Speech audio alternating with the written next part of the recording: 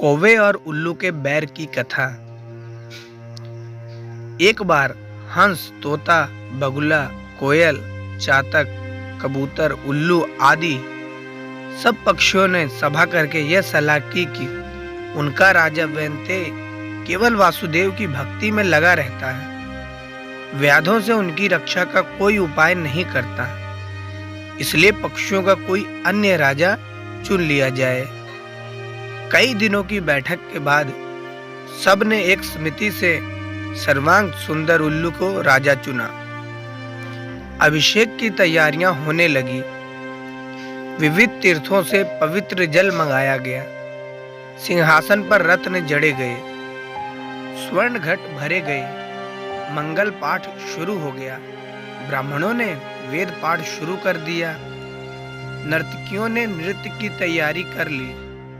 उल्लुकराज राज्य सिंहासन पर बैठने ही वाले थे कि कहीं से एक कौवा आ गया।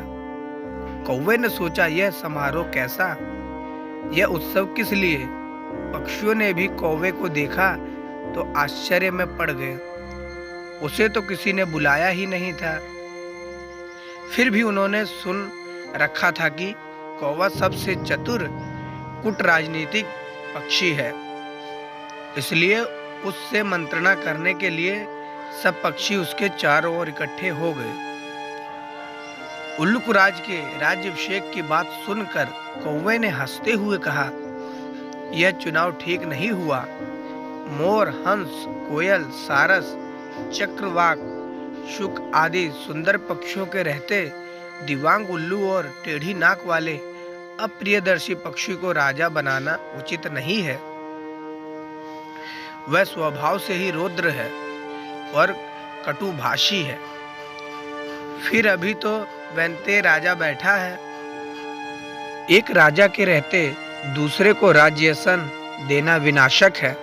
पृथ्वी पर एक ही सूर्य होता है, वही अपनी आभा से सारे संसार को प्रकाशित कर देता है। एक से अधिक सूर्य होने पर प्रलय हो जाती है।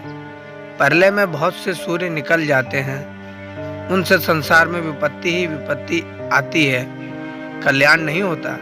राजा एक ही होता है, उसके नाम कीर्तन से ही काम बन जाते हैं। यदि तुम उल्लू जैसे नीच, आलसी, कायर, व्यसनी और पीठ पीछे कटुभाषी पक्षी को राजा बनाओगे तो नष्ट हो जाओगे। कौवे की बात सुनकर सब पक्षी उल्लू को राज मुकुट पहनाए बिना चले गए। केवल अभिषेक की प्रतीक्षा करता हुआ उल्लू, उसकी मित्र कृकालिका और कौवा रह गए। उल्लू ने पूछा, मेरा अभिषेक क्यों नहीं हुआ? कृकालिका ने कहा, मित्र, एक कौवे ने आकर रंग में भंग कर दिया। शेष सब पक्षी उड़कर चले गए हैं, केवल वह कौवा ही यहाँ बैठा है। तब उल्लू ने कौवे से कहा, दुष्ट कौवे, मैंने तेरा क्या बिगाड़ा था जो तूने मेरे कार्य में विघ्न डाल दिया? आज से मेरा तेरा वंश परंपरागत वैर रहेगा। ये कहकर उल्लू वहां से चला गया। कौवा बहुत चिंतित हुआ, वहीं बैठ गया। उसने सोचा, मैंने अकारण ही उल्लू से वैर मोल ले ली। दूसरे के मामले में हस्तक्षेप करना और कटु सत्य कहना भी दुखप्रद होता है। यही सोचता सोचता वह कौवा वहां से चला गया। तभी से कौवे और उल्लुओं में स्वाभाविक वैर चला आता है। तो ये थी हमारी आज की कहानी। आई होप कहानी आपको अच्छी लगी होगी। कहानी कैसी लगी कमेंट करके जरूर बताएं। चैनल पर नए हो तो सब्सक्राइब करना ना भूलें। बेल आइकन को प्रेस करके ऑल पे सेट कर दें।